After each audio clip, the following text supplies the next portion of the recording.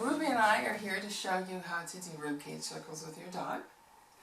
And Ruby is lying on her chest, like what we call like a sphinx. And I sit right behind her, right up close. I want to make sure I'm right in the middle there, so that I'm lined up. I put my hands very lightly on either side of her ribcage. And just take a moment just to feel how she's breathing. And then I start to move my own pelvis in a circle. So just like those exercises that are in your book, right, I start to move my pelvis in a nice, even circle. And as I do so, I start to move Ruby's ribcage in a circle. And I'm not doing that through any pressure on my hands, but simply because the rest of myself is moving. It's a very light, subtle movement. It's a little shifting of her ribs, very easy and light. It's not a forceful movement at all.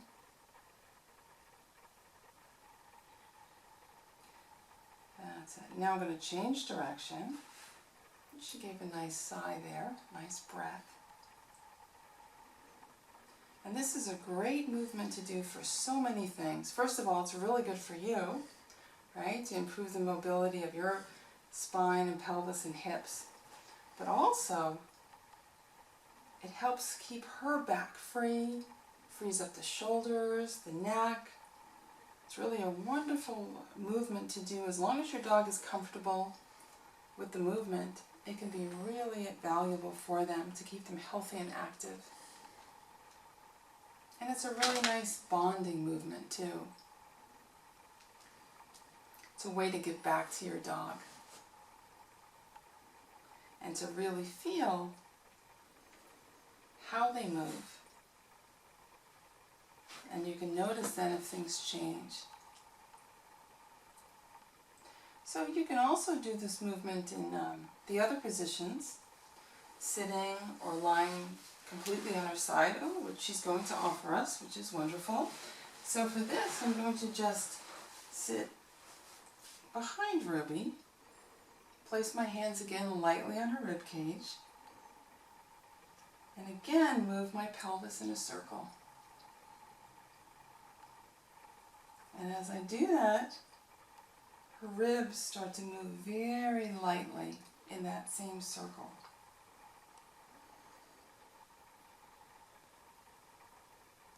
I can go the opposite direction as well.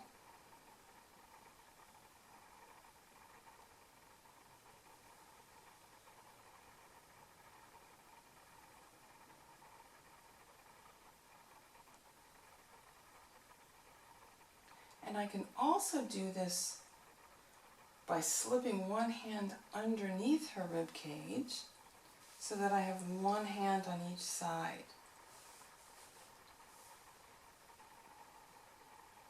And that's a slightly different feel for her.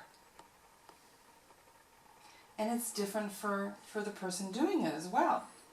It's always good to have these different variations, because the work that we do, the Debono Moves, is really brain work. It's all about encouraging the formation of new neural pathways and realizing that the brain learns by novelty and variation.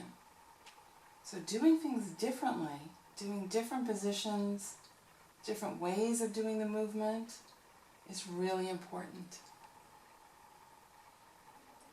And again, I switch direction here.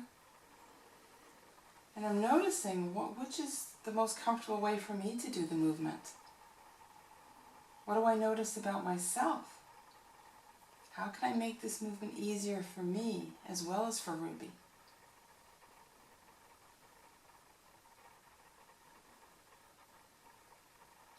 And I would suggest you do the movements for as long as you and your dog are interested in them and find them comfortable and pleasurable. Because people often want to know, how long do I do that? How long will I do a ribcage circle for? And it really varies. But I would say probably, especially when you're first learning, a minute or two is plenty. And certainly only do it if your dog and yourself are comfortable.